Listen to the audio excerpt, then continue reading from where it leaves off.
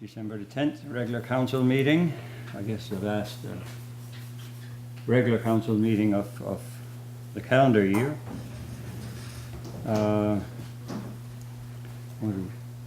Welcome everybody. It's nice to have such a big crowd, a nice crowd here. We're not used to this. Unless it's something that's, you know, controversial. Don't say it's nice yet. Yes, okay. Does anybody have anything to add to the agenda, or? Mr. Warden, Yes. An addition under decision regarding Airport Corporation membership. If we could add that, it's not a, there's no attachment, there's no requirement. It's actually just to explain it to the rest of council. We have two fishermen on the board, and so they're either both present or both absent typically. Yeah. And so, especially this time of year, so we just like to make a temporary shift of representation on the board to make sure that they can meet the quorum. So that's the purpose of adding that to the agenda today, because any sort of change would. 9G? 9? 9G? Yes. Yep. Okay. So we can entertain a motion to approve the agenda as amended. Second. Moved and seconded. All those in favour signify by saying aye. Aye. Opposed, nay. The motion is carried. Conflict of interest declaration. Is there anybody around the table that has a conflict with any item on the agenda? If not, we'll go on to presentations. First of all, I'd like to receive regrets from Councillor LeBlanc, Councillor Albright and Murphy, and the Deputy Warden d'Entremont. So we have a quorum. We're a majority. Thank you. So now we have a presentation, Bay of Fundy Sea Kayak Symposium. Christopher Lockyer. Thanks. Welcome. Thank you very much for having us back this year. Good to see some friendly faces, and I get my entourage here. So we're not planning to overthrow the municipality of Argyle tonight. Just here for some support. So for those of you who aren't aware, last year we ran an event, or I guess it was this fall, ran an event down here in Argyle, Tuscan Islands, Cape Forshue. All around the circle, really. And basically we're back this year to do a little bit of a recap on the event, and then to put in an official ask for the 2014 event. So we were lucky enough, obviously, to sell out our event early last year, and we ended up selling out in about 22 days, which was pretty impressive to us. We were really worried that we weren't going to get enough, and then all of a sudden we got tons of people, and then, oh no, well, what do we do now? So we had to add more coaches, we had to add more sessions, we had to find more places for people to sleep, and we went, okay, well, how many people can we put in one house on the floor? And we're like, okay, 12, I don't know, 14, I don't know. So we're trying to jig everything around, make the numbers work. But basically some big highlights from last year.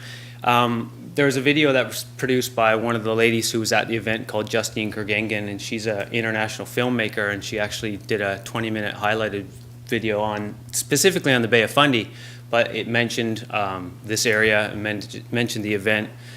It's got something like 5,000 views already. I think she sold about 500 or 600 different copies of it already, so it's only been out for about a week, so which is a pretty big one for us. It's drawing a lot of attention to the Bay of Fundy and Southwest Nova in general for the attention as a destination for sea kayaking. We had an explosion of social media, just amazing outpour of people's interest in videos and photos and stories and ideas and just throwing out stuff. It was amazing to see how much interaction. My brother's a computer guy, and we Googled Sea Kayak Symposium all across North America, and Bay of Fundy Sea Kayak Symposium comes up as #1. I did it in the UK. It comes up on the first page, but we're there. So so people know about it. you know, there's our little blurb this year. Obviously, it's the same concept as last year. It's a 3-day event bringing new people to Southwest Nova, specifically to Argyle, Yarmouth, and Tuscot Island area to go kayaking. But along with the kayaking piece, we're going to sort of change it up a little bit more and create more of a community than we did last year. I know a couple of you were at the meal last year, and that room was humming. It was amazing to see so many people who are like-minded, you know, just coming together and having some fun, and just, you know, the beauty that we got. And we got some great weather last year as well, good and bad, for depending on what you're looking for. But, you know, to recap sort of on what we did last year is, you know, why did we choose this sort of location for us to run this event? Well, obviously the economic stimulus was one of the biggest things for me. You know, being from Southwest Nova, both my parents live in Annapolis County. I know what it means to bring an event to an area after Labor Day, because it is so quiet. You know, there's not much going on in the whole province really after Labor Day weekend. So we're like, okay, we've got to make sure that we put it after Labor Day to draw people in, to just get one more hurrah for the actual area. And then there's that whole ripple effect of what actually happens because of the event. You know, the natural environment is one of those things, you know, world's highest tides that draws a lot of people. We had a couple people say, oh, you know, I don't know if that's in the Bay of Fundy or not, but, you know, so if I ask them, a lot of fishermen from Yarmouth, I'm pretty sure they'll say they're Bay of Fundy fishermen, so I'm okay with that, calling it the Bay of Fundy Sea Kayak Symposium. Obviously, the other part of it is the connection with tourism as well. My mom works for tourism, and we've talked a lot with the province, we've talked a lot about with YASTA, we've talked about Destination Southwest Nova, and we're trying to create, you know, Nova Scotia as a destination, not just to go to the Citadel Hill, not to go to Cape Breton Highlands. So when you come to Nova Scotia, turn right instead of turning left, right? So there's a lot to the right that you can explore, and obviously now with the new ferry service, I'm sure a lot of people are very excited about that. We're going to obviously tap into that as well as a resource for us. So a bit of our strategy for this year, because we got such a sort of strong outpour last year from outside the region. We had people from the Midwest, we had Ontario, a fairly big following from Quebec as well, New England, and one person from Germany. We've also seen a lot of interest internationally outside of Atlantic Canada, and we've decided that we're going to target some of those areas, including Nova Scotia, but we're going to move out broader. We've increased our marketing budget by almost 100%, so it's a little over, well, it's $10,000 more than it was last year. And we need that money to travel to these events to draw people to Nova Scotia as a destination to go kayaking and stay and spend more of their money. Okay, you know, so those are some of the ideas of what we're thinking about. All right, so marketing strategy. Obviously, we've partnered with Canoe Kayak Nova Scotia, Canoe Kayak New Brunswick. We've also, you know, looked at trade shows, and we're in contact with a number of the tourism agencies, and we've seen a lot of sort of different things happening, written material as well as online.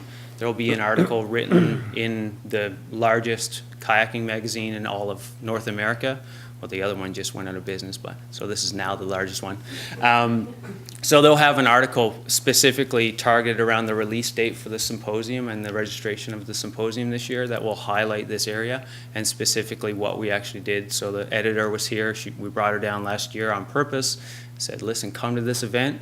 You know, we wowed her in the upper part of the Bay of Fundy, and then we brought her down here and just gave her a completely different wow. So she's pretty excited to go back and say, you know, wow, there's a lot of stuff going on down in Nova Scotia and specifically down here for us. So we see a lot of things coming. We have a bunch of things lined up for different articles in local magazines. We have different articles in Germany, in the United Kingdom, as well as the United States as well. And then our online presence is actually just increasing and increasing. So we're pretty happy about that. A couple changes for this year. We're going to max out the event this year at 100 people. Last year, our max we started was 60, and then we got 70, and then we got 80, and then sort of when it all came in, I think we were about 126, including coaches. So, so we're not going to be far off from last year, but what we're going to start off with is a 3-day registration to try and get as many people to come for the whole thing. And then as things start filling in, then we'll start opening up those gaps so that we can fill in the slots that really aren't filled in. So the other thing is we're going to do 2 things. We're going to encourage a lot more female coaches this year. So last year there was a lot of sort of a bit of feedback saying, oh, you should have more female coaches. We're like, okay.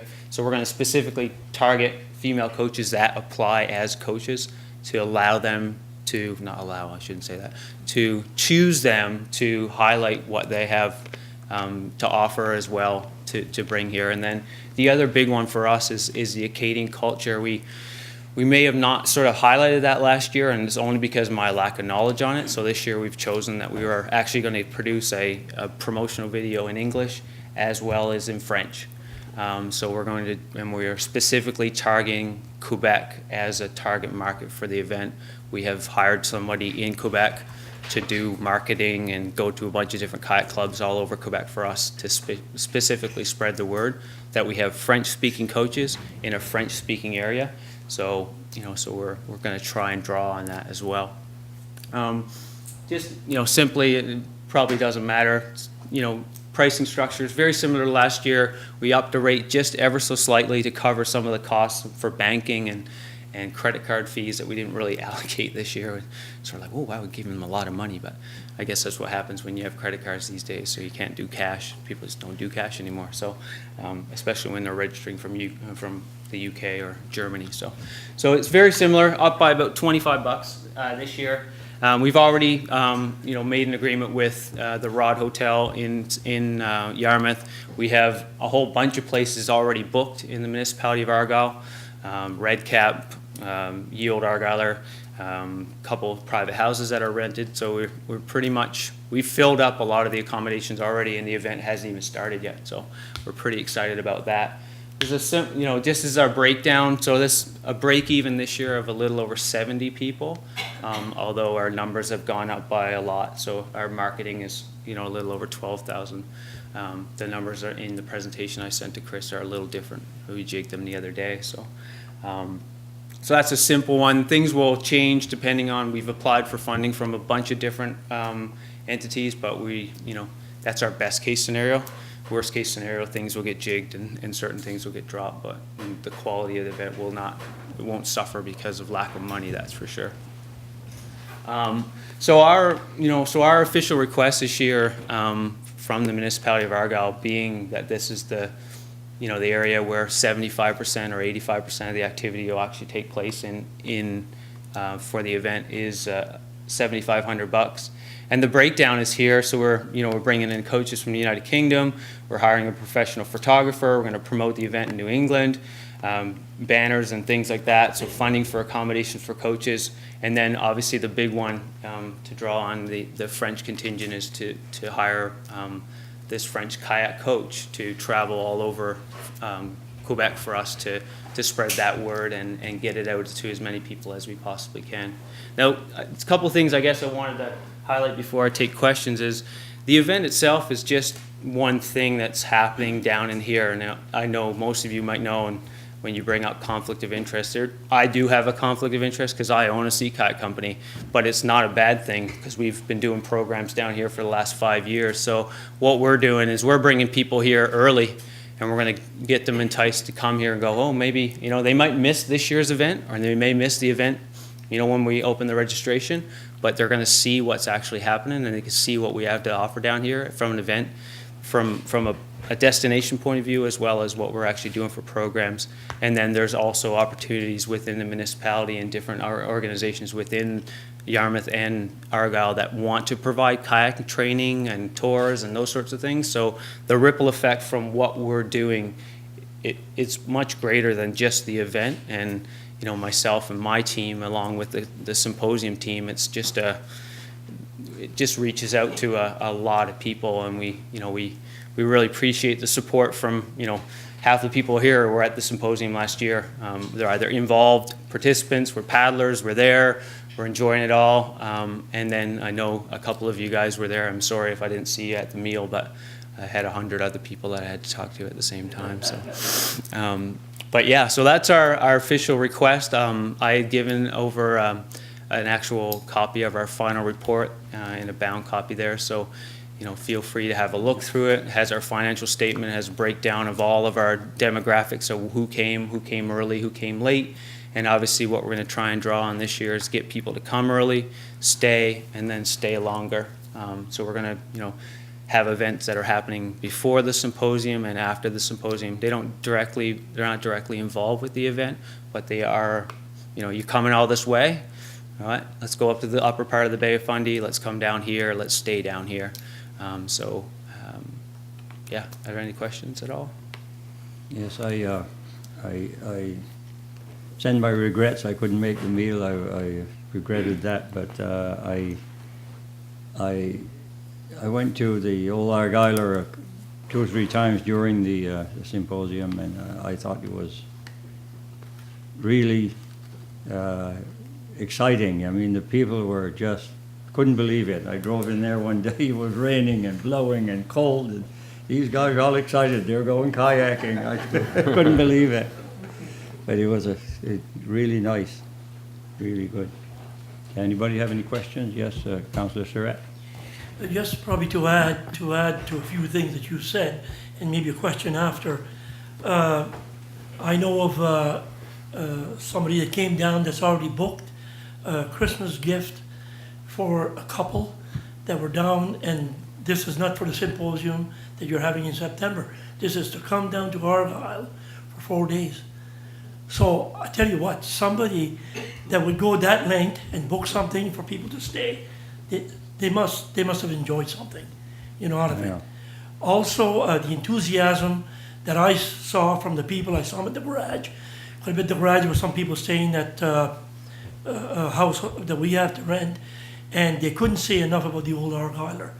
Jonathan, my kudos to you and whoever else is involved, the village and everything else. Let me tell you, there was some real nice words said about how friendly the people were down here, how accommodating they were, and they had, you know, it was well organized. Whatever little bit of glitches you had, certainly nobody complained about it. The question I had to you, Chris, when they come down next time, the bridge will be finished. I mean, Dexter asked me if the guys could come back underneath to help put some rocks underneath there, because they were all underneath the bridge for a couple of days. So the guy from Dexter, I said, who's that gang anyhow? I said, I don't think they're tending lobster pots or what they're doing there, but anyhow, they thought it was something else to see a bunch of you guys under the bridge. I seem to remind you that the meeting is recorded. Oh. I better watch what I say here. But no, it was a lot of excitement. The people, local people, did see a lot of going on. Thank you. Thank you. Anybody have any questions or? Yes, Councillor No Donaldson. question, just I heard nothing but positive, and I could watch a lot of it from where I live. I lived right in the community just below the Argyle, and there was a lot of activity going on, and all the comments I heard, everything was positive, so it will have my support for your financial request. So yeah, one thing I forgot to mention is that because there is such a small population of kayakers down here, what we're planning on doing is we're going to support the local club by contributing back. Last year we had a silent auction where there's a whole bunch of gear donated. We had something like $7,000 of the kayak gear and stuff. We're actually going to give a portion of that back to the local paddling club as a donation to keep that money to build kayaking in this area specifically. Good, excellent. That's excellent. Yeah. Great. Anybody else in it? Yes. Just a question on logistics. Yeah. When would you require a decision for your planning purposes for the funding? First of the year is fine with us, or we plan on opening our registration on the 22nd of February.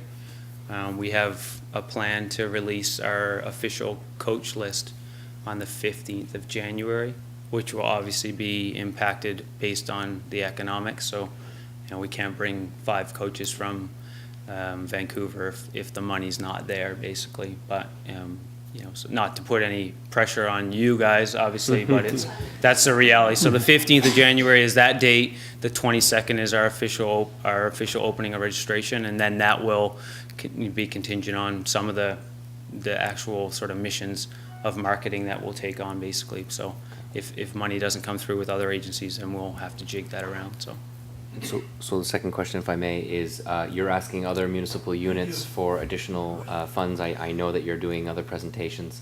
So what is the total that you're requesting for the municipal? And I guess, is there anything that you require from the local? Because understandably, there's multiple municipalities here. You may need a certain coordination around that piece of work. So I guess what's I guess first question is what was the total, and whether there's any coordination that you need from this organization to assist you. I think the total will be a little over $11,000, and we're asking for $2,500 from the municipality of Yarmouth and $1,500 from the town. And all those asks will be for specific different marketing initiatives. So, you know, we're focusing this one on Quebec. The one from Yarmouth will be focused on, I think it's the Ottawa show, and then the one from Yarmouth is actually focusing on photographer and hiring a boat and those sorts of things, so that we can capture a lot more images on the water. Although Sue and her husband Dan did a really good job last year, we're going to hire a boat to chuck a bunch of people on it and get as many photos as we can to highlight the area as we can. So we, you know, because you guys brought that up last year, and I never even thought about it. And then we went to the municipality of Yarmouth, and they said yes, and the town said yes. We've gotten lots of emails like, ask for more, ask for more. We're like, okay, well, we don't want to be super greedy, but obviously if the support's there, then the support's there. And I know there's a lot of energy in the area because of the ferry. There's lots of hype around it, and I'm not going to piggyback on the ferry highlight, but we know that that's going to be an avenue for us to get more participants from New England. So I know, my mom works for tourism, so I know how much money's been chucked at the ferry stuff. So there's something might come back around somehow. So we're hoping. So. We always hope for that. Yeah. So does that answer that? It does, thank Yeah. you. And is there any coordination around? I don't think so. I think we last year we operated sort of independently with all the different agencies, and everyone has a different fiscal year, and they have a different date where they set approval and when they issue checks. And then you guys were very prompt last year. We got our check and everything was great. And municipality of Yarmouth's a little different than the town. Came quickly, so I don't think we need any sort of help in any way. Thank you for that. Yeah. Well, if you do, you know where to find us. I will. I'll do my best. Yeah. Does anybody else have anything to say or comment or? I'd like Yes. to say that we have the natural resources to be a world-class kayaking location, and I think Chris is going to try and help us to realize that. Yeah. Thank you, Kevin. Yes. I just have to say that when Dan and I came here, we came here specifically for sea kayaking. Mm. So we've waited for you for 15 years. Sorry. I mean, we saw I was only 20. I was only 23 then. Yeah. I'm older than We that. saw potential when we got here, but we just didn't have the network Yeah. to make it happen. And because of the training he gets and the other people he meets, and it all sort of spirals out from there, that he does have the potential to bring it in. So Good, yeah. I'm just delighted to see him in the neighborhood. Yeah, I know you told me that, Sue. Thank you, Sue. Well, good. Well, thank you very much for the presentation, good presentation. Thank you. And we'll look at that, I'm sure, quite favorably.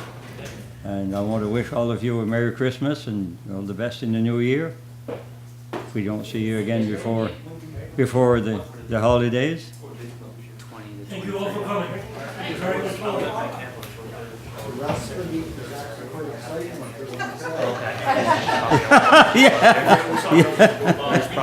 Yeah. Isn't it, Tina? Oh, that was me. That was after.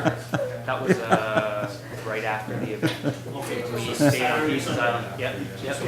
Yep. I almost went by you guys, and I figured if I go by these guys, Yeah, right. Oh, don't worry about that. The rougher, the better. Is that all right? Oh, yeah, you won't hurt that. Huh? The rougher the better. Jenny Smith. Makes people excited. See what they like. Probably ceux qui ont 65 aimé, c'est people out in the que Tuscan vous mettez Islands. vontail, c'est rough, c'est great for the. Le jour où j'étais là, moi, j'étais tout excité. À cause de ça. Pas les conséquences comme ça, c'est vulnerable. Ben, no, but c'est la training, the coach. didn't want to be brazen, I guess. Coach, I know you there's say. a lot of people who are very calming. Oh, yeah. Oh, yeah. C'est ça qu'ils voulaient.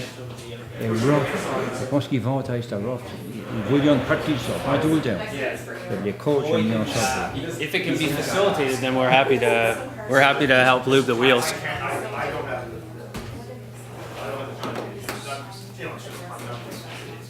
Yeah. Thank you. Thanks.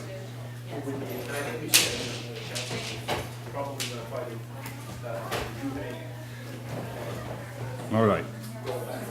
Taste water, Yeah. Taste water. That's great. Yeah, it'll definitely keep us in the loop. So now, Mr. Warden, are we gonna add this to the agenda for a decision tonight or the next, well, we have a meeting in January.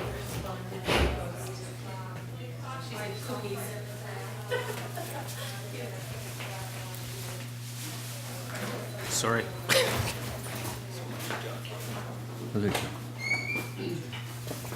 Thanks again. See you. thank you, Chris. Good job. All right. Next thing on the adoption of minutes, the Emergency Management Office. So move. Should say organization, I guess. Yeah, organization. Yeah. All those in favor signify by saying aye. Opposed, nay. Motion carried. Finally got the management right. Regular council meeting of November the 12th.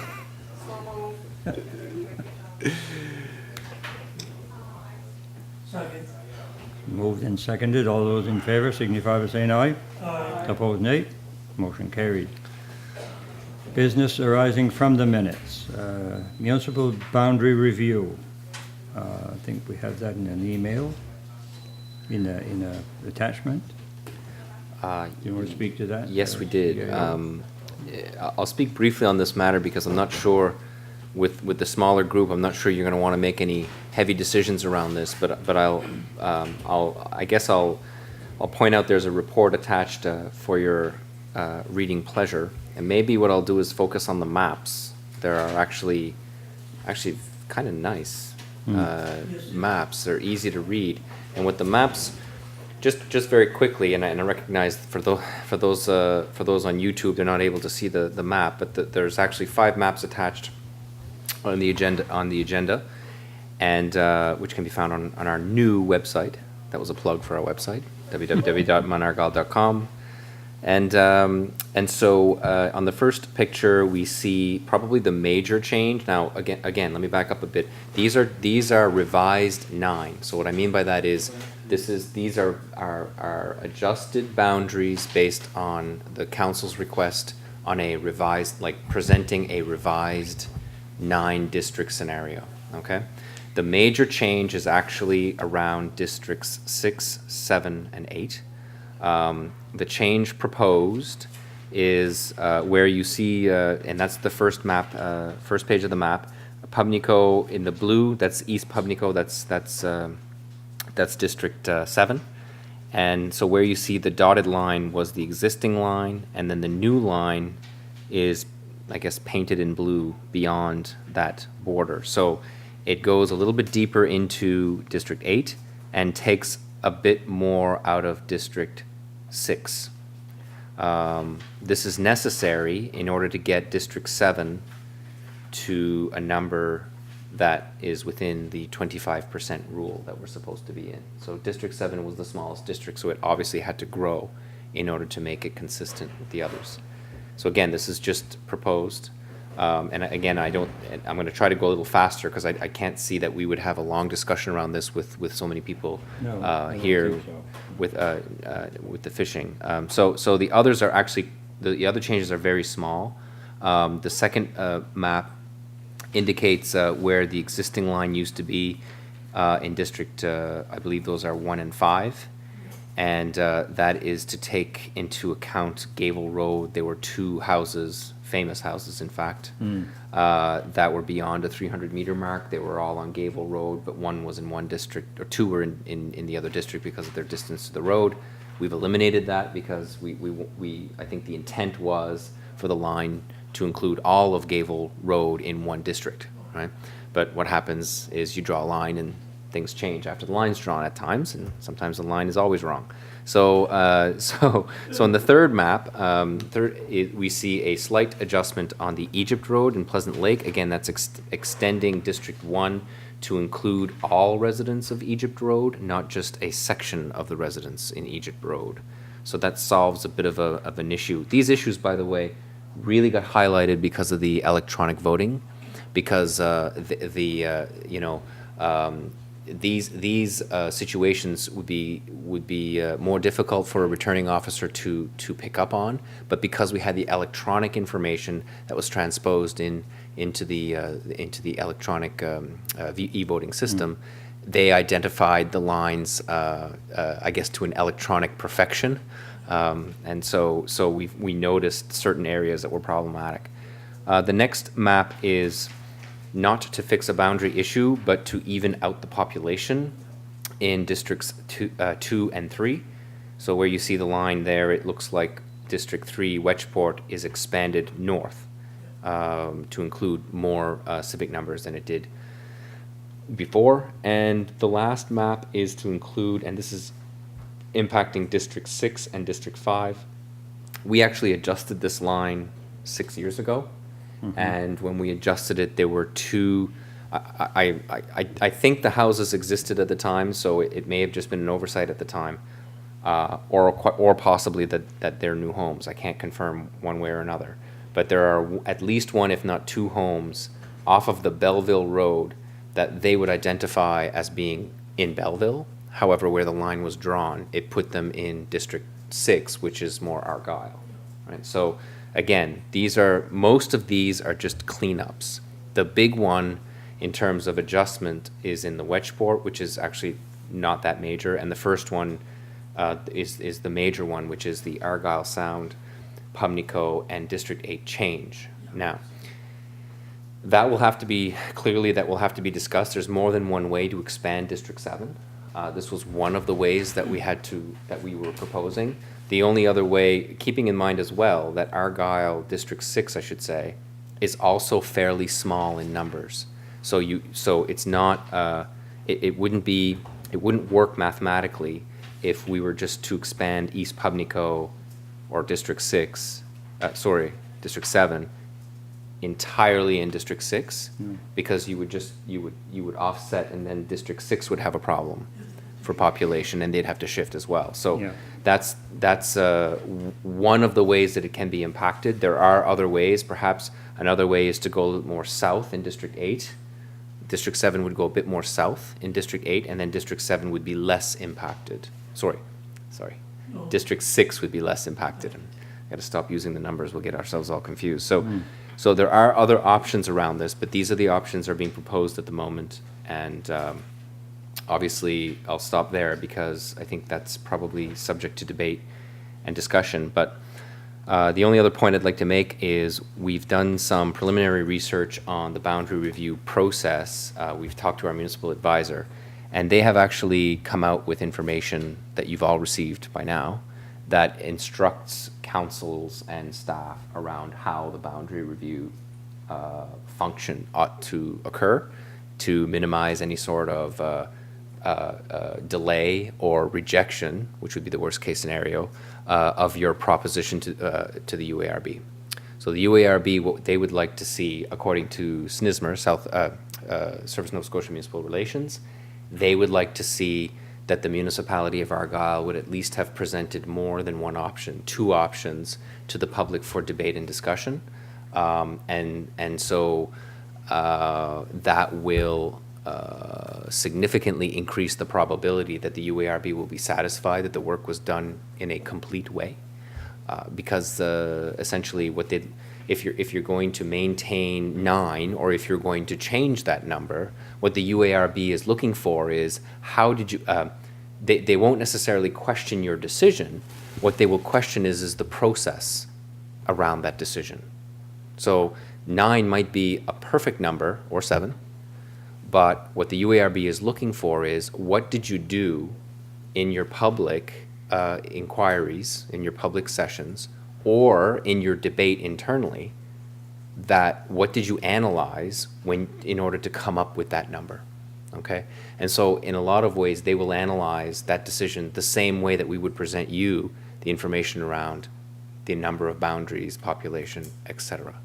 So the UARB will look at a variety of factors, one of which would be potentially how many councillors or districts are there in similarly sized rural Nova Scotia, right? So they may look at that, and if that number is significantly different than yours, they'll scratch and ask why. And if you haven't provided an answer, they may want you to go back. That's, I guess, the worst case scenario, is that they want you to go back and redo or increase the work around that. So we don't want that. We want it to be done right the first time. So that's the advice that we got from our municipal advisor. I thought it was wise, or well-timed at least, advice. And so for future meeting, we should probably consider how we're going to deal with that. And I guess I'll stop by saying in previous meetings we did express and examine heavily the 7 option. So we may have to revisit a second option, and perhaps that one is it, but that'll be entirely up to you. So that's my update. Okay. Any questions? Yes? At some of the previous meetings that we've had on this, I guess there was discussion on the 9 and on the 7 and 5. And you can correct me, CEO Muse, that if I'm wrong here, but certainly there was no guidance from yourself, which I thought there should have been, and maybe I'm wrong here, but like it seemed, this is my impression, like, hey, if you want to put that 9 out there, then 9 is fine. And then the first thing we get this letter on our iPad that you sent out, and now they're looking for another scenario, which doesn't mean it has to be 7, could be 5, could be whatever. Did you have this information then, or what happened? Because I was really thrown off. Carter said, well, how come they never told us this at that time? Because I know a lot of councillors were under the impression that 9 is okay, that's all we need to do. Now we have this. Yeah. Did something change, or you didn't have that information? We didn't have that information. Oh, okay. That's as plain and That's the simple. bottom line, Yeah. okay. So when we looked at those options, I mean, we certainly talked about choosing one option or choosing 2 options. Yes. And at the time, you're quite right. We advised that it wouldn't be inappropriate, and it may not be inappropriate, by the way, to just go with one option and present one option. I'm just from their perspective. The probability of it being acceptable to the UARB rises if you have more than one option provided to the public, so that the public can give you the input on one or the other. So certainly that is was new information for us. Thank you. Councillor Donaldson? Just a second, I'm gonna open this. Okay, back to map 1 where Kathy's and Aldrich are here. A different scenario I was looking at to make it less confusing for the voters is to either give the Green Grove Road to either all of District 7 or all of District 6, and perhaps move in District 7 down to the Franks Road and include the Franks Road, and coming back up and meeting where it says like the Montague Road going across that checkered boundary line there, that little, because if Green Grove went with District 6, then it would be less confusing for the voters. And then the Franks Road, you see what, do you understand what I'm saying there? To take in the Franks Road for District 7 and come back the Argyle Sound Road and pick up them 3 or 4 houses to meet where it meets District 6? So if I'm hearing you correctly, I'm just taking notes, so the Green Grove Road, it's cut in half right now. Yeah. And it was before, Yeah. actually. It was But before it's and it is now. confusing, right? Yeah. I was campaigning in her district and she was campaigning in mine, and, So your suggestion would be that Green Grove should be in a district? yeah. Whichever the makes the numbers work, right? Right. Okay. And if you need to pick up more, if you give it to District 6, for example, and you need to pick up more for District 7, you could go and include the Franks Road in District 7. Mhm. And come back up and meet District 6 in the Argyle Sound Road. You understand what I'm saying there? Do you see Mhm. that? Mhm. Because that's primarily Acadians through that area, right? Mhm. And Green Grove is a lot of Anglophone. Well, not now, it isn't. No, not now, it isn't. But it don't matter. So But it if we're just gonna do community of interest, is one of our arguments, that's just the point.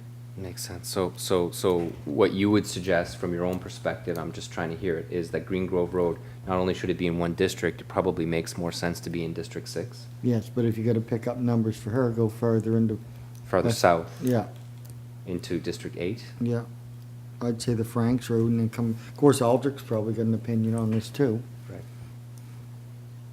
Okay. That's just, it's small stuff, but, Well, I think we made, just to, in fairness to the discussion, I think we made other changes that were problematic because some homes were on a back road and some of them were in one district and others were in another, right? So it would certainly be, your suggestion would be consistent with other changes we made in other districts. But we would have to crunch the numbers to see how that would work best. Yeah. You're only guessing at numbers then. yeah. Right. Yeah.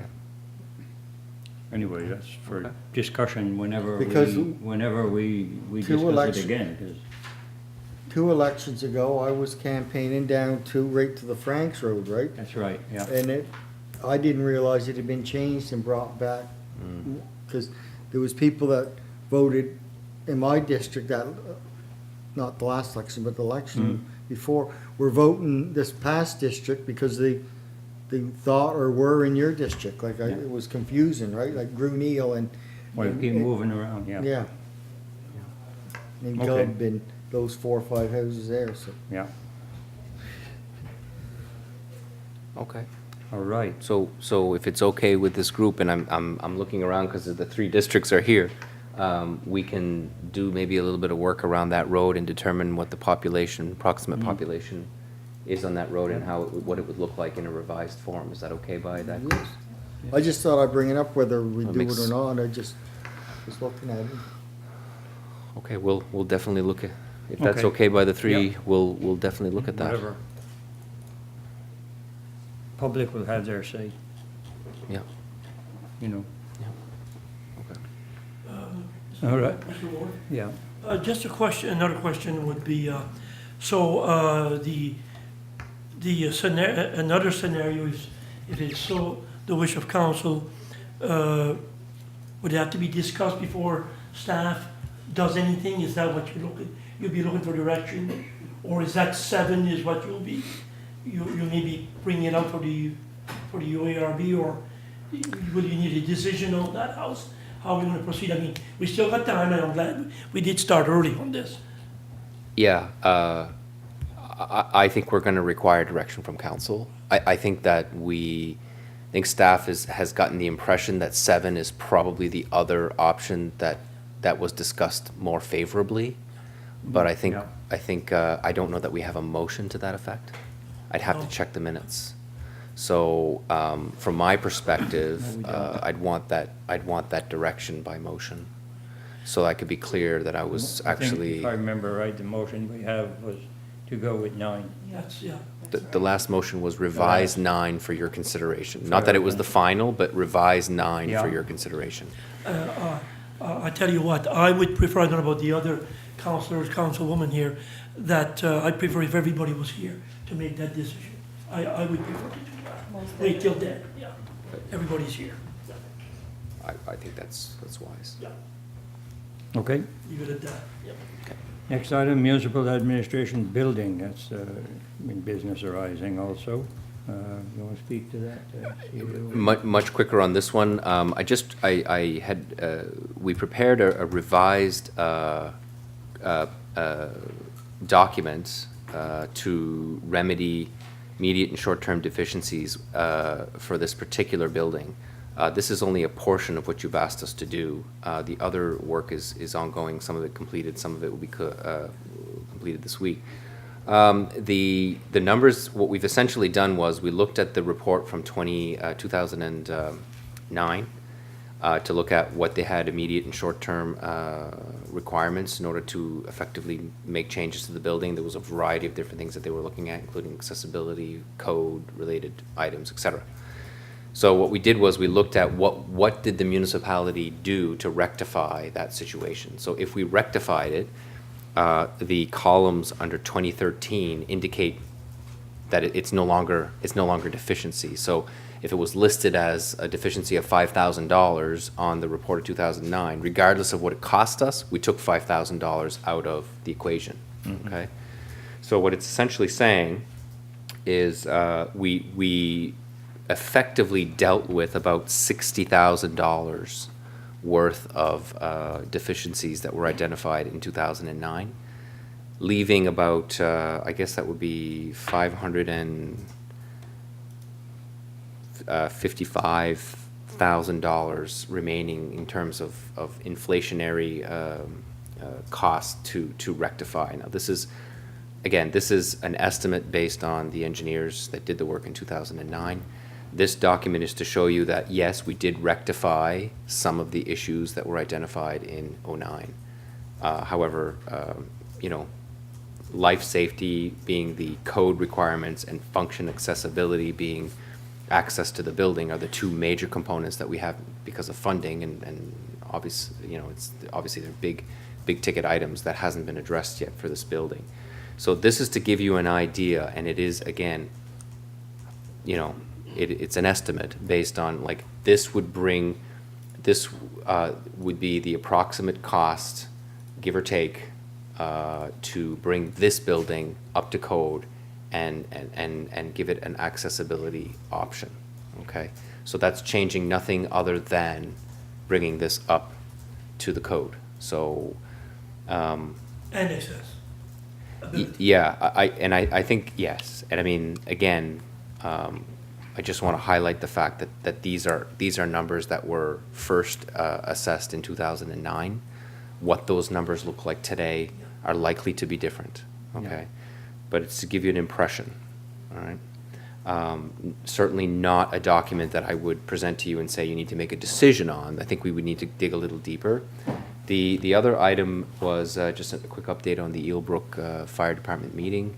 We had identified, I guess, the potential, or we asked the question, what would it look like if because they're in need of a new building, what would it look like to have a combined building? So that's a bit of a philosophical question.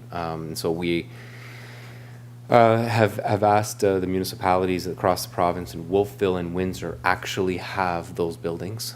They've constructed buildings that are combined, and so I have an engagement in Halifax, be leaving earlier this week to visit those two facilities, get some plans, get some information from them to bring back to that committee, which is a committee that council approved, to see, would they do it again? What were the pros and cons, et cetera? Like, kind of get, basic information around that.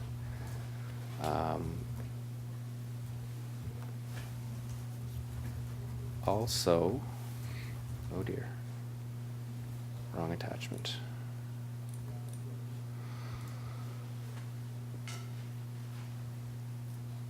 Also, we did send a survey to the municipalities that had constructed a municipal building in the past 5-7 years. We haven't received all of those responses yet, but we have received some. So that information, obviously, we're a little dependent on the recipient returning the information, but at some point we'll have to decide, if we have enough and bring that to council. Okay. Any questions? I have a question for our CEO. The function and accessibility, where there's nothing there that does tell us, it just says function and accessibility, 238,100, and I know this was taken from 2009. There's nothing that tells us what is being done. And I would say that if you're putting an elevator in, an elevator or a lift of some type, or if you put a ramp and you push, and somebody can be pushed up on a wheelchair, be a lot less cost. If this is all for an elevator, if that 238,000 was all, which is what I don't know when I look at this. It could be a multiple of things. But I looked under your function and accessibility on page 2. A lift could be installed instead of an elevator at lower cost. Correct. So I presume an elevator is the price there. Am I presuming right? You are presuming right. The detail of all of these numbers are included in the 2009 report that you've all received. I do have it. And so in that, you can get the detail, and we'd be happy to kind of break down if there's any further questions on that. But you're quite right, that number includes an elevator. A lift would be less costly. A ramp. A ramp certainly would, More. we don't know which would be more, the lift or the ramp, but certainly both would be cheaper than an elevator option. Of course, Yeah. which Yeah. would put that number down, if that was whatever. If that Correct. was the choice of council or whatever as we move ahead. Yes, that would be correct. Yeah. That number would go down. Yep, I'll be looking at that and when we get further into it, yeah. yep. Thank you. Yeah. Yeah. Okay, thank you. Now, we'll move on to number 6, Warden's report. You already had the chance to read it. It doesn't take you very long to read my report. Not too much detail there, but I don't add on every little move that I make. It's a lot more meetings and stuff, but. Councillors' reports, I see we have one attached here. Councillor from Nicole Albright. Don't know if you've seen the email that Nicole sent, because the reason why she's not here tonight. Yeah. We had a handicap accessible building, probably. You know what? I was just thinking of that. Absolutely. Get a little smile there, whatever. She can't go upstairs.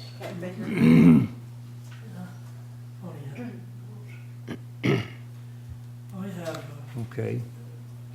Anybody else have a report? I've a couple of things I'd like to add on. I was at the meeting, not the meeting, but the transfer of the terminal papers from the federal government to the town of Yarmouth, and then it's going to go. Obviously, it's going to go to the Industrial Commission. I was at that. It was, it was well attended, and I know the CAO's got that in his report, and certainly it's very positive. Another I guess, another rung on the ladder. We're climbing up slowly. I know Councillor Muse was there and our warden. Also met with had a meeting with Nova Scotia Power, and I did send the councillors a personal phone number that we have. If we have issues with anything with people, customers, or outages, it's a private number they want us to keep. But they did discuss things about street lighting, which again I think we've talked about before. We don't have very many street lights, but just to give you an idea, for the district of Yarmouth, it's going to cost them $260,000 to change their lights. Now that's, you can defer that for a length of time, but Halifax has 28,000 lights at around $178.25 a light to replace. So yeah, I guess we're fortunate that we don't have that, although we are hearing from a lot of our residents that lights would be all right. Another item I had, we had some meetings with the bridge celebration for 2014. We're planning a celebration of the new bridge between Sluice Point and Threads Island. And one of the ideas that came up at one of our meetings was to try to have a legacy, a community legacy left there. So maybe there's a chance of getting a piece of land next to the bridge and making a little park, not something very big. I am kind of reminded that Councillor Bourque's place at the Hipson Bridge, I've always done my paths, I always like what you've done there. And we've got kind of an idea. We brought some people to have a look at your place down your way, and we're kind of looking at something for a legacy after the bridge is built. And we'll be probably coming and asking for funds from the municipal, federal, and provincial. That's all I got. Thank you. Thank you. Councillor Bourque. Okay, I attended the Nikhil meeting. Everything's going fine according to schedule. Everybody's happy there. Seem to be no problems. Residents are still occupied watching the work, so that's fine. I did go to the Christmas tree lighting, as some others were there. I was there with my bright nose, and had a flashing nose. Yeah. And that was very nice. And I'd like to thank the Recreation Department. They always do a nice job organizing these things, and as well as the staff party was very nice. So thank you to the Recreation Department. Thank you. Councillor Muse. One of the meetings that I've attended, and I think CMU's just alluded to it, the Eelbrook Fire Department, and it was just discussion, basically looking at different locations maybe that they, suitable locations and whatever, and the possibility of combining both. The Exit 33 Committee, we've had a couple of meetings. We just finished one just before this meeting, actually. Some very good ideas coming from the group that we have. I know there's a lot of ideas that probably is over and above what we can even hope for, but still pretty good ideas. And we're looking at whether or not this season, the season here for the ferry, whether we're a little late in starting anything new, but looking at least at the possibility of using what we have to try and attract some of the tourists as they come off the boat to at least stop in this area and make this like the hub for Tusket, the hub for the municipality of Argyle. This is the first spot they come to, and hopefully, that we could have some kind of interpretive panel or something that would direct them as well to different areas of the municipality. We had a meeting in East Camp with the residents of East Camp. There was CMU's Brenda, Peggy Woodrow, and myself. We organized a meeting there with the residents just to discuss their concerns, discuss what actually was there that maybe we don't know about that's good, what's good to for the residents to live, or what's good in camp for everybody that would want to live there. Other issues like that they had, that what we could do as a municipality to enhance and give them a hand in projects or whatever, just to basically keep in touch with them, to make sure they always felt that they were kind of left behind, and it's something I think that we have to keep communications open with them, and I think that's a good start. Other than that, that's basically it. I attended a housing committee meeting. We're in a housing committee meeting, Warden and myself. We had a meeting this morning, as a matter of fact, and again, it's affordable housing, the issues and that people have, that they can't afford to live in suitable housing and that type of thing, and it's an ongoing committee, and very interesting, and hopefully some results will come out of that for sure. The party again, the staff party was very good, and tree lighting, I missed it because it was advertised at 6:30 in our bulletin. And I get here and I go around the corner at 6:15 and the trees all lit up. And I said, they didn't even wait for me. Yeah, right. Anyway, that's what I have. Thank you. Thank you. Okay. Nobody else, we'll go on to CAO's report. Mr. Muse, do you want to highlight, or do you want to ask for questions, or what do you want? Your Well, report, It's, are there any questions? okay? Any questions? Everything's plain as, huh? Okay, Councillor Surratt? I'd like to ask the CAO, probably it's on the ferry terminal decision, I guess, that when did they know, and I'll get to my point, when did they know that it was going to stay into the hands of the town of Yarmouth? Because at our industrial commission meeting, we were told that it would go to the town of Yarmouth, and it's just a procedural thing because they can't give it to the industrial commission, has to go to the town where the land is. That's what I've understood.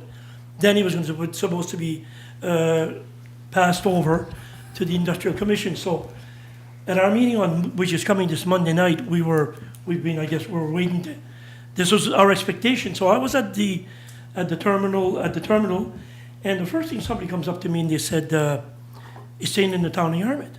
I said, oh no. In fact, there was a councillor from the town of Yarmouth that said the same thing. They said, oh no, it's going to the industrial commission. And I guess it's neither one or the other. We're all in this together. We want the ferry to come, no matter in whose hands it goes. And I've understood. Jeff Gooch, who talked to me a little bit during the ceremony, said, Guy, he said, just to let you know, he said this is the reason why he has to stay there. The money has to be spent and has to be washed over by the town. Blah. I'm not just totally sure.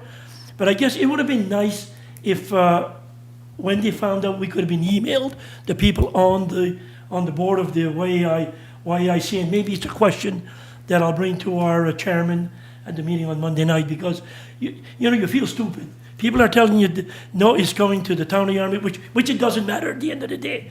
But you're saying, no, this is not the way it is. And here comes Belle Hatfield, she says, oh, no, this is the way it's going to be. And I said, boom, this is not what we were told. So anyhow, you feel like you got egg on your face, and we should have been known. But was this a meeting that the CAOs had, or was it or the International Ferry Partnership that had this and found out earlier? Or was this 2 weeks ago? Was it just prior to the meeting? Just again, it doesn't matter as long as we get a ferry at the end of the day. Right. Well, we I guess our initial understanding was that, and this is way back, that it had to go to the commission, okay? Not even the town, right? Absolutely. With the divestiture process of the federal government, they informed us, so that was a while back that we thought it was gonna happen that way. The divestiture process has to go through the municipal government. So you had to choose one, and in fact, it's in the town, so the town of Yarmouth is the choice. Now, you're quite right when you say that the Industrial Commission members, and beyond that, by the way, NSIFP and other members, were told that it would land in the town, but almost like a rock skipping the water, right? Flip over. Flip and then into the commission. So obviously that changed. And that decision wasn't, certainly not made at the Industrial Commission level, because clearly you're a board member. Yeah. That decision you would have known about. Yeah. That decision was a function of how the federal government required to divest the property. I am not privy to all of the details around that change. That would be the NSIFP group. I will certainly forward that question and concern along to that group. I think it's one of those things where these guys are under an exceptionally tight schedule, and we all want the same thing, as you say. And so I think what the federal government was trying to do is find a mechanism that would work best in this circumstance. Clearly, that changed. Now, it does not mean that the ferry will remain in the ownership of the town of Yarmouth forever. Doesn't matter anyhow. It may Terminal. actually, the terminal, Doesn't matter. correct. Terminal. It may actually end up in another organization in the end, but where it's the initial comment of, going to the town, skipping immediately to the commission, that's no longer the case. So it will stay in the town for a longer period of time, but possibly not indefinitely. That has not yet been determined. Regardless of where it lands, there'll be a memorandum of understanding for the partnership to make sure that it's done the way that we all agreed it would be done. At the end of the day, we all want a ferry. That's at the end of the day. Thank you for that. Yeah.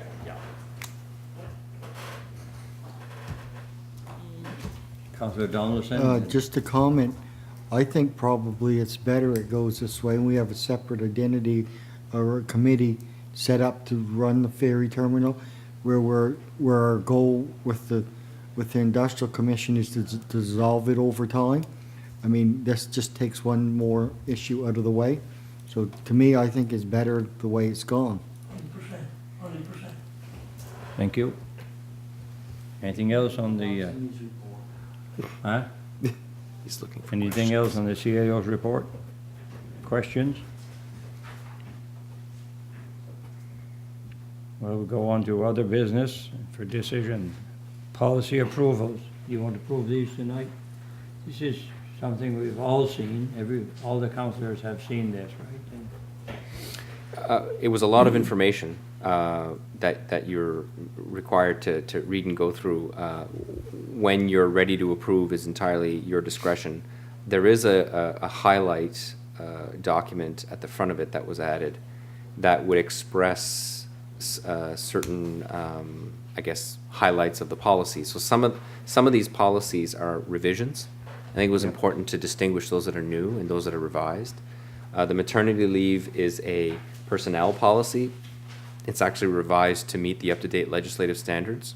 Yeah. We actually had our old policy was not meeting the minimum standard, so it was old. Let's just Okay. face it, it was old, and so the grants program policy has been amended, and I think there's 2 points there to show the amendment. The all grants under 300 shall be recommended by staff while following the policy. That should say while following remaining policy.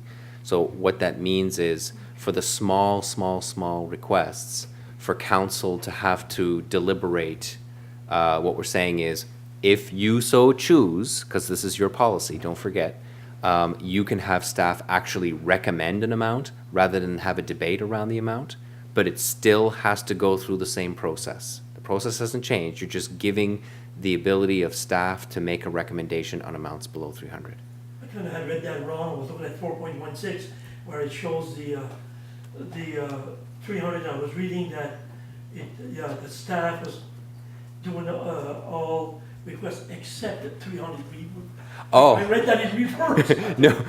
He said that. Well, it wasn't clear to me Please no. either. You know what? I was trying to figure out what he Yeah, said. I did, sorry. Another thing that, sometimes we say, okay, we'll give a percentage of the ask. Yes. Well, if you have somebody asking for 100 and you end up giving them $78.33 or something, is kind of, just even it off to 100 or something. That's right. The staff could do that, on minor, but it wasn't clear to me either. So the second point there, so the council will consider one-time requests outside of regular provisions only in extraordinary circumstances. Now, in the policy itself, it's defined. Yeah. That, so because we have, this might actually be an example today. We had a presentation. Now, does that fall into the definition of an extraordinary circumstance? So otherwise, unless we change the policy, we would have to say, sorry, you have to wait till May, because the process is passed. So it gives you discretion based on the policy to address those one-off situations in extraordinary circumstances. Okay, so we didn't really have that provision before. So we were actually, if we were making those decisions, they were actually contrary to policy. And that didn't feel right to me, so that's the amendments on the grants. The next three are new. Smart and cell phone policy actually relates more to staff. There's only one councillor that has a cell phone or smartphone on municipal dollar, and that's the warden. So it basically says who ought to have a cell, who ought to have a smartphone, like a BlackBerry, or I know it's maybe not a smartphone, a BlackBerry, but it's fairly intelligent. Anyway, so Pretty smart. maybe not as smart as other phones, but anyway, so Smarter than me. and so it also it also protects against any sort of abuse, right? So not that we have abuse, but obviously these are based on use, and so we've established a reasonable use, and if people exceed that use, it's actually considered personal. So that's what that policy addresses. Citizen appointment gives us a policy to follow when we appoint citizens to our committees. It outlines advertisement requirements, like the procedure, process. It also says that if we are selecting from multiple people, that the discussion around those people would be done in camera, but the decision would be made publicly. Public presentation is also, it's basically a guide for us to help you manage the presentations that come to your council.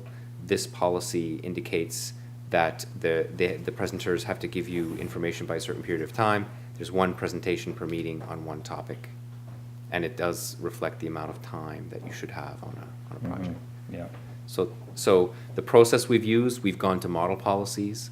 So for the new ones, we've gone to model policies. We've studied policies from other municipalities, reviewed the policies with the committee, reviewed the personnel policies internally with staff, and of course our lawyer was engaged in the policy review piece, those that required a review.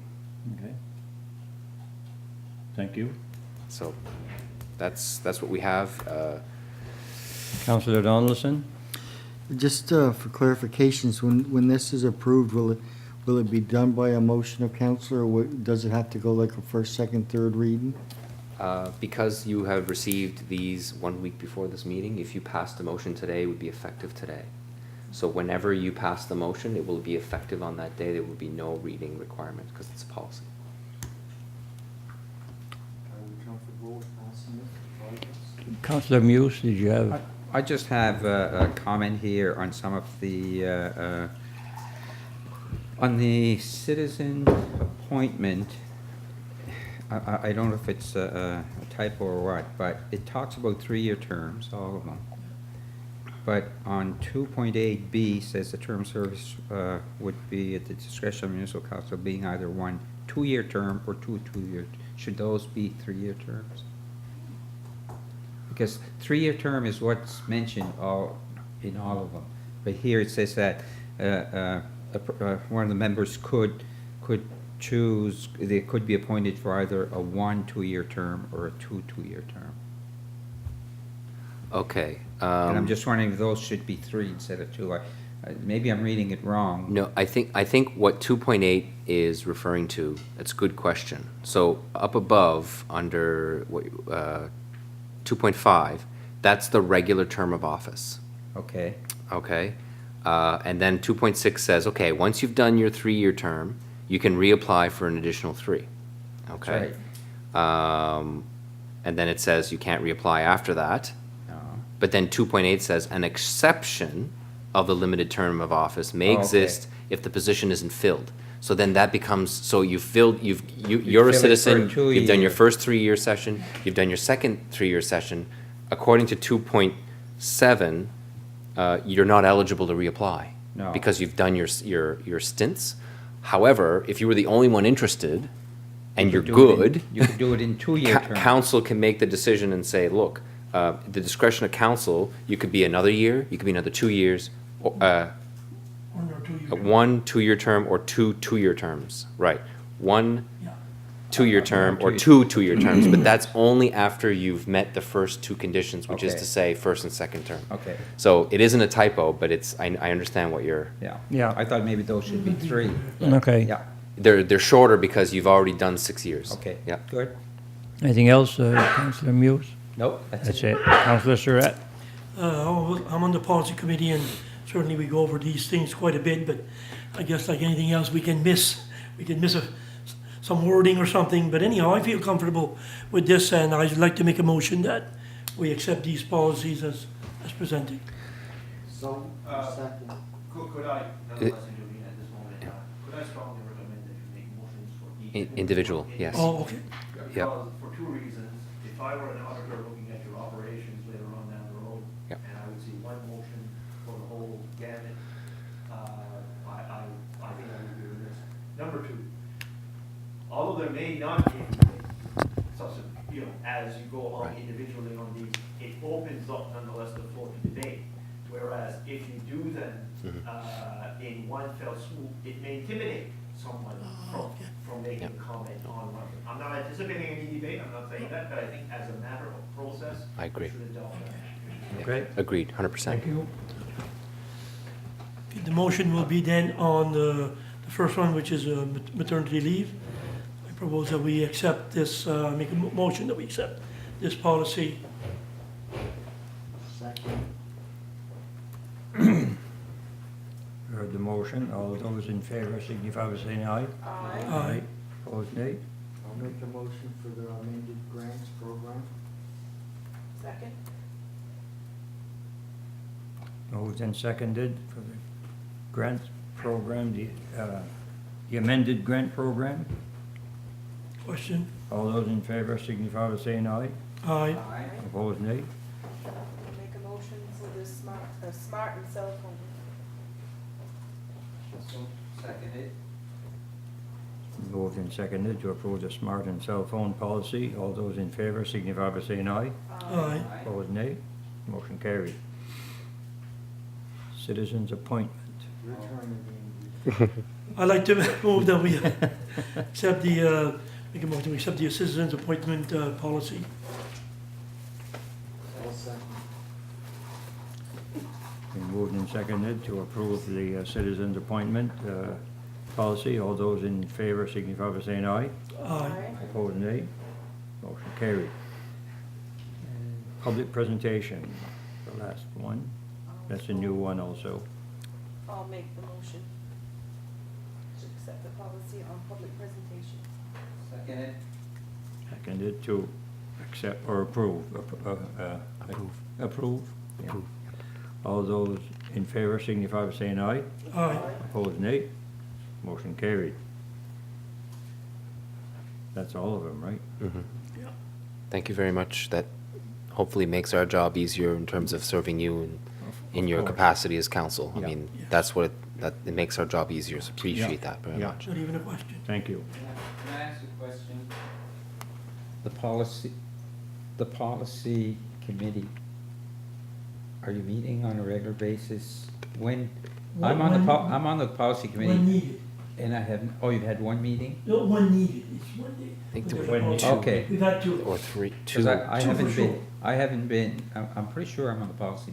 You were committee. at, for the election, you I couldn't missed come to that one. one. That one you did, yes. Okay, And then there was another one and you couldn't make it. or, Something I happened. didn't know, Remember being I didn't know invited? about it. Yeah, I didn't know about it, so Oh, I just Johnson. wondered, yeah. Okay. Anyway. Check that out. Make sure he is on the mailing list. Give you a buzz. Mhm. All right. Argyle Kayak Development Committee, mandate and structure. Did you have any? This would be familiar to Lucien for sure, and Councillor Muse as well. This was a bit of a late add-on in terms of the detail, so if you're not comfortable making the decision, it's entirely up to you. But what we're basically, the short of it is that we'd like to establish a decision-making process for the Argyle Economic Development Subcommittees.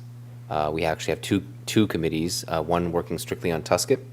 So that's comprised of a lot of Tusket business people, and the second is more global around the municipality. Both are trying to execute or assisting us in executing the Argyle Economic Development Plan. So that was the decision, of course, made by council to establish a subcommittee of business people to help us do that. And so what in the initial meeting, one of the biggest concerns that they had was, okay, are we just going to sit here and come up with good ideas and strategy only to be vetoed? Or are we going to be able to make decisions on our own and have council maybe as a governance or a monitoring role rather than being directly implicated in the day-to-day? And so my immediate answer or thought was, well, we're creating a regional economic network, the REN, and there's an established model that everybody went across the province and debated and actually established a process that they believe is the best approach. So why would we recreate that? And what that approach is there'd be two committees, the council, which would be over here, and they would be responsible to accept a plan, a priority plan from the subcommittee group, which would have an estimated fiscal or financial ask associated with that. So they would establish their priorities. They would look at what's going to be happening in the next 12 to 24 months. And they'll say, look, we need X, Y dollars in order to effectively execute these priorities. Council either agrees with that or they don't. But that's their opportunity to provide input. And so they would say, let's say the amount is $40,000, and council satisfied that that's a good investment. They will approve that. But then they would say, okay, now that we've approved that, your committee is now responsible with the staff, with the policies that we have in place for purchasing, etc., to execute the guts of that number, right? So you don't come back to council to ask us permission again unless you need more money, right? Similar to some of our regional organizations that ask us for funding, similar to even how you treat the CAO in terms of the budget and how we would execute the budget. Recreation Commission or all Yeah, these. except these guys would have a bit more, these guys would have the ability, the group would have the ability to make recommendations for investment and actually influence that process. I think it would be less advisory than it would be more decision making at that level when I compare to the Argyle Rec Commission, which is more of an advisory committee. More like yes, Pardon me? would be more like yes. I think. So much money in people. Right, they exactly. So they would present a plan that you would either approve or not. You could amend it, of course, and then they would execute that plan. But they're executing that plan within your organization. The money's being spent by the municipality of Argyle. All the policies and procedures are Argyle's. But you're actually saying, look, you're basically saying you're in the better position to understand a good investment versus a not a good investment in business because you're business people.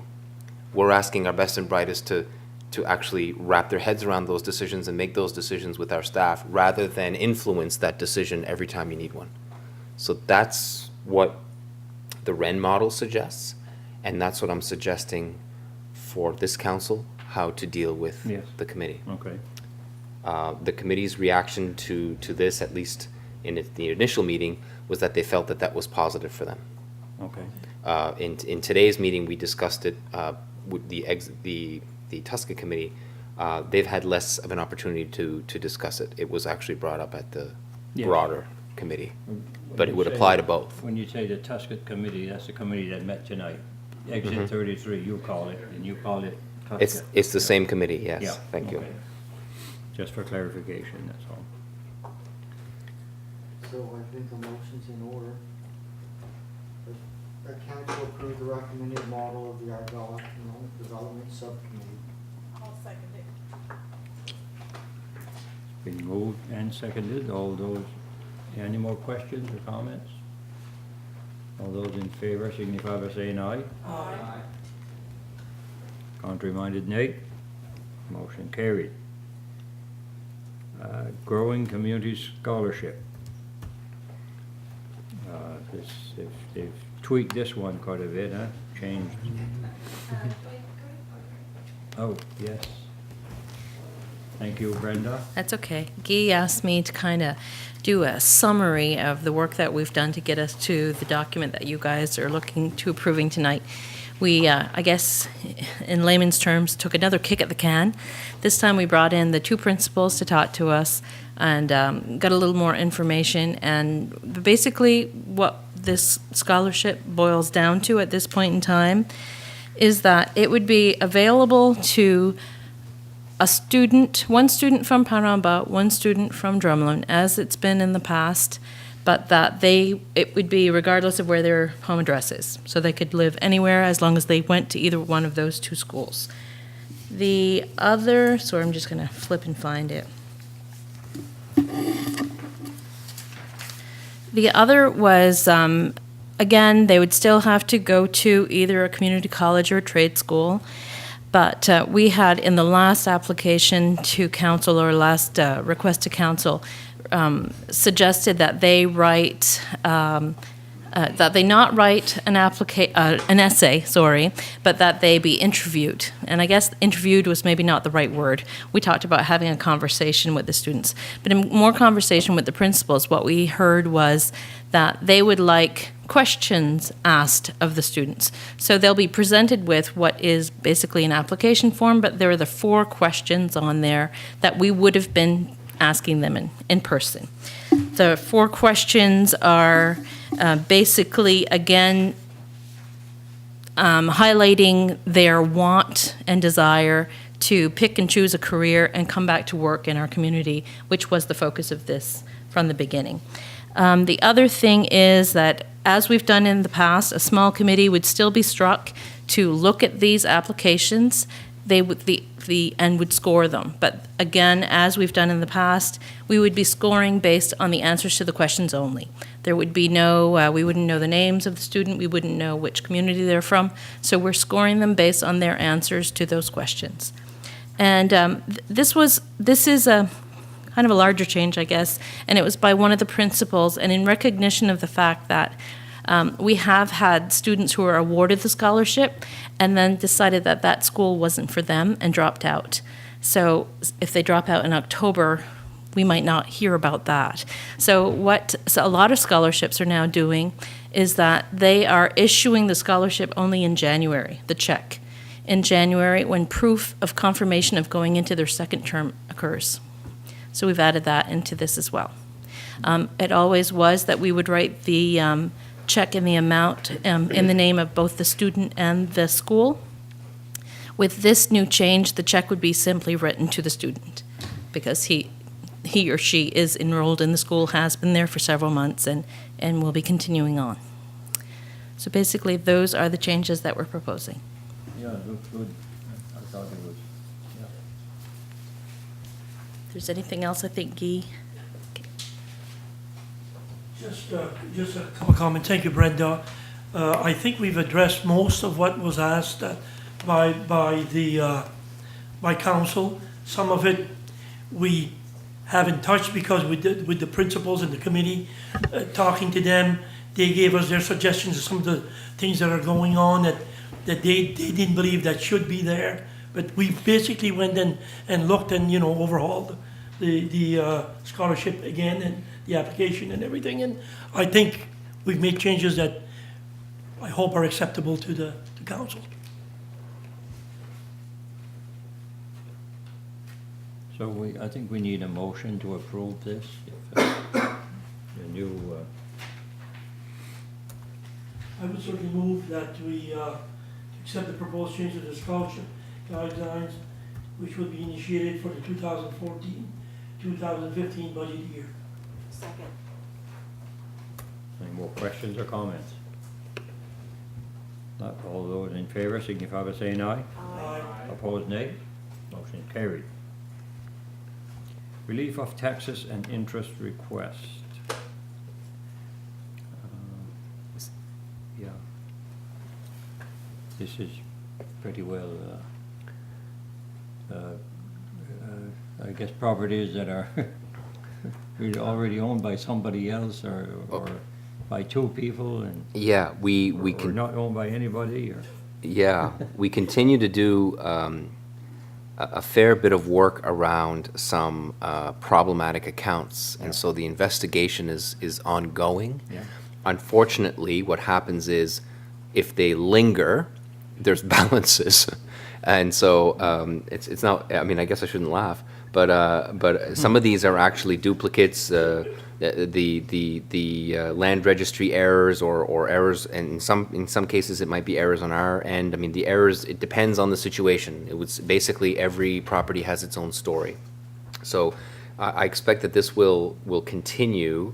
What will happen as a consequence, it'll clean up our accounts. Yeah. And of course, we have to come to council to approve the relief. I would recommend the motion be to request relief in the amount of $1,811.60. Some of that, I should note, is tax sale expenses that we have billed to a fictitious land owner. So a lot of that is generated internally. So I would, Interest also. and also interest, right? Can we do that in one? Do you have to do them all separate, or can you do one lump I sum? think you can do this one in lump sum. Yes. We've done that in the Yeah, past, the yeah, lump sum, yeah. as per the attached report, and the report is attached to the minutes. So moved, that we the amount of $1,811.60, basically for housekeeping. Mhm. Seconded by Councillor Muse. All those in favour signify by saying aye. Opposed, nay. Motion carried. Just want to assure council that if there's any way that that can be collected, it would not be brought to council No. for relief. Yeah. These are accounts that don't exist, and so they're not collectible. Okay. Next item is Chemin Lance des Bourque Road sign request. Yes. It's quite straightforward. Usually it's the opposite people from the Acadian backgrounds want their roads in French, but this is one of a few that I've ever seen since I've been here 5 years, that somebody an English person that's on a road that's only got a French sign. That I was really surprised to see that, but they were right. They told me, and it's only in French, and they asked me if I would bring it up to council, if they could be put in English, and send a letter to TIR to get the name also in English. So I would propose that we send a letter to TIR and to have the English road name added to the Chemin de Lance des Bourque with the name Birch Cove Road. Make it, you made it. a I'll motion. move that. You made that a motion, right? Okay. Did you say Birch Cove Road or Bourque Cove? Bourque. Birch Cove Road. You said Yeah, I'm Birch. sorry. Thank That's you. what I heard too. That's what I heard too. You're attentive. Second. Moved and seconded? Just on, Yes. question on the motion, just Yeah. just quickly, I think the letter should be sent to TIR, but there is the possibility that they will reject the request, only because they may come to the conclusion that that's actually two separate names and there's only one name allowed. I'm not suggesting that there's anything wrong with the motion at all. I think we do that, but I'm just saying, like, the response from the TIR might not be positive because of the two names on the one sign. If it was yeah. Chemin Lance des Bourque Road, that would be acceptable. Or the use of the road, like, I think, anyway, Yeah. I don't want to presume what TR is going to say. I think the motion, I'm just saying that the response may not be positive based on that situation. We've seen that before. You've got the Chemin Neuf on the Narrows Hill and the new road. Chemin Neuf, new road, so that's two different roads. I agree, and I think that I'm not sure if that's what their policy is and how consistent they apply it. I don't have any comment on that, but from our perspective, we've seen that be a problem before. Yeah. It may not be, so I'm just saying that if it Okay. comes back, it might be, okay. Yeah, thank you for that. Nelson Mandela There's no. resolution. We haven't voted on it. Can't vote. Oh. Yeah. We'll have to wait till Mr. Muse returns. This will be a story. Personal issue. Mother Nature called. Yeah, Maybe that's a hint. It's a hint. should be an award for that. The most guy. At least I didn't leave in the middle of a motion. Don't worry, I was just gonna say, somebody get another yellow motion. I, at the beginning of his report. This report or a previous report? We're waiting for you, Mr. Hughes, you have to vote. I voted to vote for me. Can't vote by proxy. I hate my You can't. Okay, we have a motion. All those in favor signify by saying aye. Opposed, nay. Motion carried. It, for the record, it was the same motion you heard before you left. Yes. Okay. Yes, yes. Nothing's changed. Nelson Mandela resolution. I could, maybe if you didn't mind. I just thought that, I just felt that where Nelson Mandela had passed away, he was such a huge influence in the world, and what he symbolizes and what he's done and all the talk on the radio and everything about it. And he certainly, when I think of, on one side I think of President Kennedy died years and years ago. Well, to me, to myself, I feel that a lot of us can take a lot out of Nelson Mandela after spending 27 years in prison and having, spent all that time and coming out of there and instead of a conflict, he goes out there and he says, why don't we reconcile instead of have confrontation, which he had all the right and he would have had all the backing of his people. And I said, isn't that a lesson for all of us? And I just thought that if council so wishes, if we could accept this as a resolution, just as a statement on behalf of our residents and council, if the council so wishes. I think we put it as a role model. Any comments on that? Any questions? Do we vote on this or do we just? Yeah, it would be. I would make that a motion. I'll second. Now, do we have any questions or comments? Not all those in favor signify by saying aye. Aye. Opposed, nay. Motion carried. Next one is airport. A representative.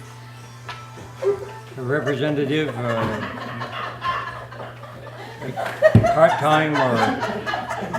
For the camera, for the camera. I don't even know what I did. Those two have been eating something on candy for the past half hour. Yeah, I know. But they do that, there's a thing that they do that. All of a sudden it's quiet and We saw that, we just saw that. it's on YouTube. Yeah, we just saw that. That's what they do. This is on YouTube too. It's not boring today. So, Alain, you want to speak to this? Yeah, I'm The just. airport, I think we mentioned it already, but. Yeah, I think I explained it before. What I think we should, I think what council should consider is, and I did speak with Calvin, Councillor D'Entremont and Councillor LeBlanc about this. They both agreed that it was probably a good idea at least in the temporary condition to have somebody else appointed by the municipality of Argyle. It cannot be a third person; it would have to be a temporary replacement. Lucien said, it didn't matter to him which one was replaced. So he said, look, if you want to replace me, you can use my name. Of course, I'm saying that in his absence, but I guess, and of course, the temporary, I don't know that we want to necessarily establish the length of time or not in the motion. We could. But we really should be, I'm strongly suggesting the council appoint a temporary member because there have been meetings where, because they're both fishermen, both not able to make it, and so Argyle's not represented at that particular meeting. So that's a bit of an issue that we'd like to resolve. I don't mind going on if somebody else is interested, temporary. I move that Geezer be appointed for no less than 6 months. And lobster season will be over then. I'll Yeah, mover and a seconder. Any questions or comments? Not. All those in favor signify by saying aye. Opposed, nay. Motion carried. First meeting might be tomorrow, Councillor Surratt. Yeah. We'll let you know ASAP. We'll be, stick around after the meeting, we'll be briefing you. Yeah. Correspondence and for information, 10. 2013, these are, yes, for information only, no, I don't think any of these, no, there's no decision to make here. Building permit comparisons, yes. So- Do you sorry. want to comment on some of these? or- Just 10B and 10C. Okay. 10B is Cost-sharing cost-sharing paving, paving. yeah, We haven't identified any J-class subdivision streets in the municipality of Argyle that we would request a cost-sharing paving. We haven't established it as a priority. That's why it's under information and not decision. Yes. Okay? Yeah. Because clearly, if that was a priority of yours, it could be a decision. But you've told us, expressed to us what your priorities were. That wasn't one of them. So that's why it's there. And 10C, fire disability insurance, that's for your information. There could be some slight changes to that policy. I'm going to get additional information on that. We need to figure that out sooner rather than later. What has happened with that is each individual fire department received this letter saying, look, here's your insurance package, it can change, la, la, la, but we're actually paying the premium. Anyway, so we're ironing that out. That's it's not a council matter, it's an administrative matter, but I wanted for you to be informed that it is more likely than not that the policy will change. It will be an improved policy, and the premium will be virtually the same. So that's, I think, the information that I'd like to share with you at this time. So we're working with the fire chiefs and hopefully get that figured out this week. Good, thank you. Another one, Western County Library, I think that was a report, 2 of them. Okay, next item is financial request. We don't have any, That community grants? No, I don't have. We didn't receive any, we haven't received any So- requests, other than, of course. other than this, yes, are we gonna wait to do this, or? I'm gonna have to open up your new grants policy. Yeah, yeah.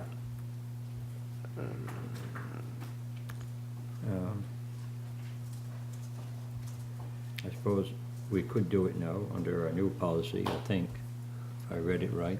I'm just gonna check. Should identify your extraordinary circumstance. Well, that's where I'm looking there now. Yeah, I know. Can it be approved now, or approved now shortly or before the end of the fiscal year? And, but the money come out of next year's budget? Or is there wiggle room, or that's what we're trying to find out? Well, that's a good question. That's a good question, because, Even if paid in this. I mean, Is the this a approval would be in grant principle. Is it a grant organizations, or is it an event, like, someone find an example for me? Yeah, I know what you mean, it's like an event, or Yeah. Special event, yeah, or, So, Like the- right, so, Yeah. The hockey, street hockey, whatever that was called. Yeah. well, I think we made a decision to support those kinds of events because we felt they were extraordinary at the time. So And here's what the. economic driver. Correct. So what I'm looking at 6.6 in your new policy. Okay. It says council will consider a one-time request outside of the provisions in section 4 only in extraordinary circumstances based on an urgent matter of municipal interest relating to a special event or activity. There it is there, right there. The only thing I don't like of it is his one-time event. We would like to see this become an annual event. Well, it doesn't say, it says a one-time request outside of the provisions in section 4. What that means is you could always support this event annually, but what this provision is saying is you can do it one time outside of the normal provisions. It doesn't have to be the only time that you support that organization. if you know what I mean. Yeah, I mean, all of you know how important it was or how successful yeah. it was, but living in the community that it was going on and being able to look out over, I mean, it was just amazing what went on just there, plus they traveled all over the county. Oh, yeah.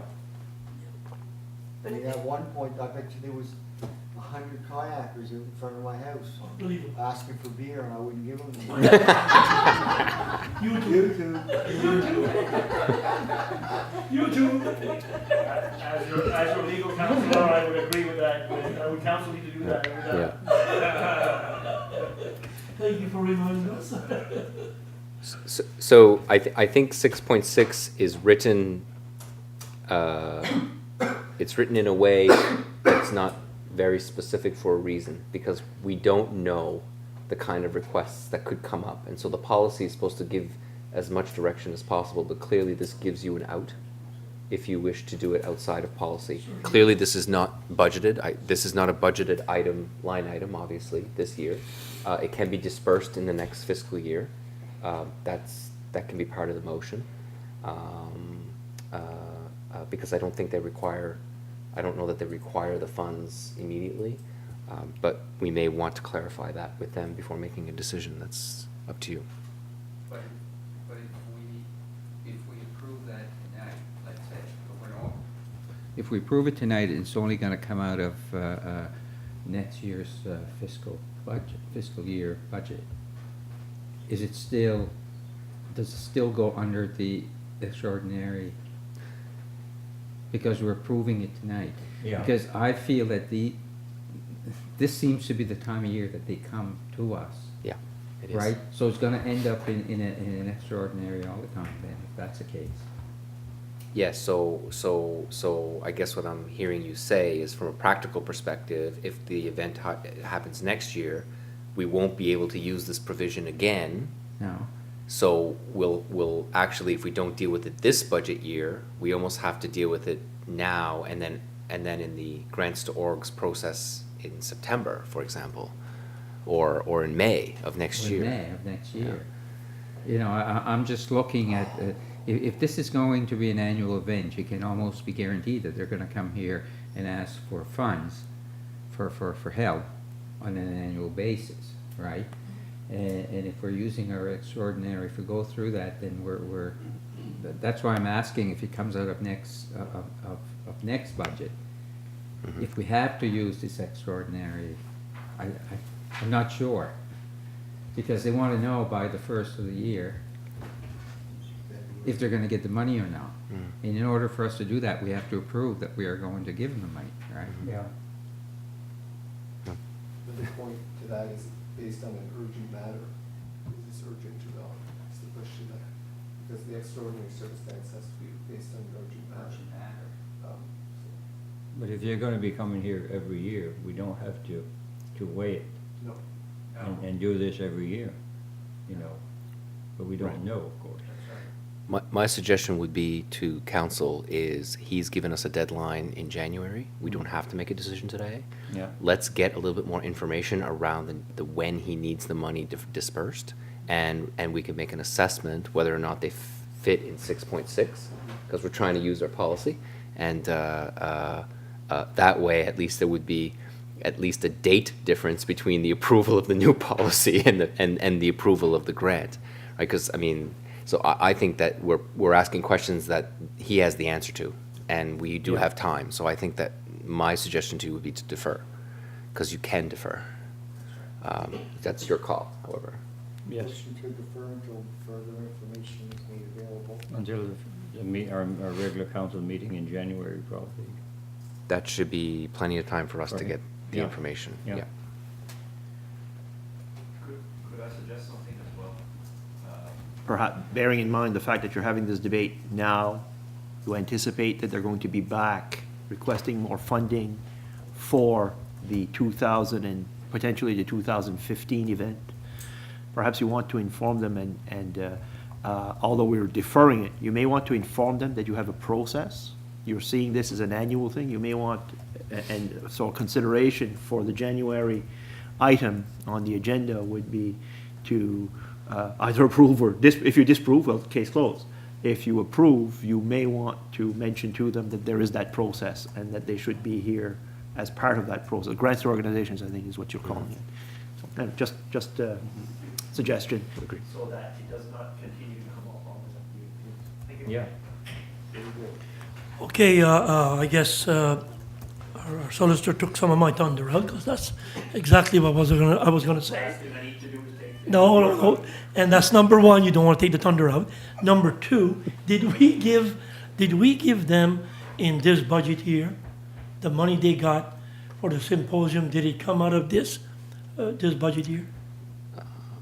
I can find the answer to that question fairly quickly. Because I think we did. I think it came out of this budget, so this extraordinary thing, they've already received money. It may have been, I'm going by recollection, Councillor Surratt, it may have been in the prior year, so that wouldn't be an issue, but I'm double checking that at the moment. I don't remember But seeing my that. suggestion was like, our solicitor said was, let's get them to fill grants to organization, that's a, I don't- no. But I yes. don't remember seeing it, like when we had to go through our grants. It was in March. It was a motion I made think it was- before, yes, it was not part of this fiscal year's disbursement. It was in the prior year because it was a special, it was done special last year as No, I well. don't think they had any idea that they would have that much success, and they figured it would be a one-time. Yeah. Do we have a line item that's promote, like, this is, like, they're asking the money for promoting and promotions and things, do we have, like, a budget for promoting things? We do. This would, some of that you could argue is for promotion. It would blast that budget as well, however. So it doesn't solve the issue of it being, No, but you're right. But we had We do have a line item, yeah, and, Promoting Argyle, so. yes, there's no question, and yes, the answer is we do. And most of our grants are, yeah. So, okay, so we'll get more information then, is that, This is a positive, we'll find a way around it. Yeah, okay. very good. Is there, anybody has a notice of motion for a future meeting? If not, next item is question period. Does it have to be on an agenda item, or can it be on anything? Let's take our policy. Asking you. It's not, No, I'm just wondering, there's been Go a ahead. lot of chatter on Facebook and everything today because they're bringing the windmill or something to, where is it, to Little River? River Harbor. yeah, I'm just wondering what's going on with that project. they're building, they're putting up the tower and the Yeah, I the was there. nacelle is there today. I was there this week. I've seen a couple of the pieces of the tower, so I assumed that's where it was going, but That's where it is. It's, Is it just the one, or? the one tower, yeah, yeah. yeah. We That under, was approved a long time ago, I mean, quite a while ago. yeah, that was the approval, Confit. for the Comfit, Comfit. project. So it's quite large, the pieces, like, how are they bringing that? The Is it base. through Wedgeport, or is it? The River Harbor. Don't know. Through Melbourne? Yeah. Through the Well, Black Pond. I heard Melbourne, but then I heard Wedgeport, so I wasn't sure how they were. If I may, I saw a picture today of it going by the credit union in Litchfield. I can verify that Yeah. it was in Westport. I met all kinds of pieces of it today on the 101. The hub, the blades, Oh, yeah, yeah. the part of the towers Yeah. was over at the highways building on the weekend. It did say Schuylkill It- Wind. The size is a 1.99 megawatt. Well, that's actually not the size, it's the nameplate capacity, but I think it is, at least the size, if not larger, than the wind turbines in Pamlico. You're larger, yeah. Yeah, I think Seems to me that- they're, my understanding is that it's slightly larger, yes, yeah. But a single turbine Comfit project. Yeah. There's a community investments on that one. isn't there? Yes. Correct. There has to be, yeah. I think they had to have It had to 25 be- investors, It had or, to be municipal, university, native, or what was the other criteria? Community, CDIF, yes. yeah. It couldn't be an individual company or, Yeah. no, they have to have Okay, 51% ownership had to be in that category. Oh, is that right? The 49, I think it's 51, 49 had to be, could be individual investors, yeah. When you're talking conflict, most of the projects are windmill sizes, like in University of St. Anne. That's generally the size windmills you see when you under the conflict program. This just happens to be. Oh, is that right? I didn't realize. The early ones Community now, feed-in tariff, Yeah. that's what it is, so, the confit, so. there'll be more of this type now, but the early ones were. Earlier, they Yeah. were like, oh, I get you. Yeah. So I know that Councillor Murphy attended two meetings, two community meetings recently that were hosted by Scotia Winfields. I wasn't present at either one. I didn't know about it. It was community, like local. Okay. Yeah, so Yeah. so it was done through Junior. It was done, like, we were basically informed through Junior, and with the purpose of establishing a local community group that would establish how the funds The funds, yeah. would be dispersed in the community. So what Scotia Winfields has done, I mean, is they say a certain percentage of the revenue goes back into the community in a nonprofit to a nonprofit organization. I think they estimated it to be between $8,000 and $10,000 per year. Yeah. So I don't quote me on the numbers, but it's approximately. Yeah. So that money. So there's a smaller group that's looking to how is that money going to be utilized in that Used community. For fire departments or for, you know. Whatever Not-for-profit. whatever that community wishes. So I know that meeting has been, there were a couple meetings. Yeah, good, excellent. Did we kind of answer your question, Tina? We're just interested. 'cause Yeah, it's, yeah, good. The pieces coming through, so. Yeah. Okay. In camera. We don't have an in camera. Nothing for in camera this time. Personnel matter? Just one item, yeah. Oh, we do have. Yep. Okay. We need a motion to, So moved, you want to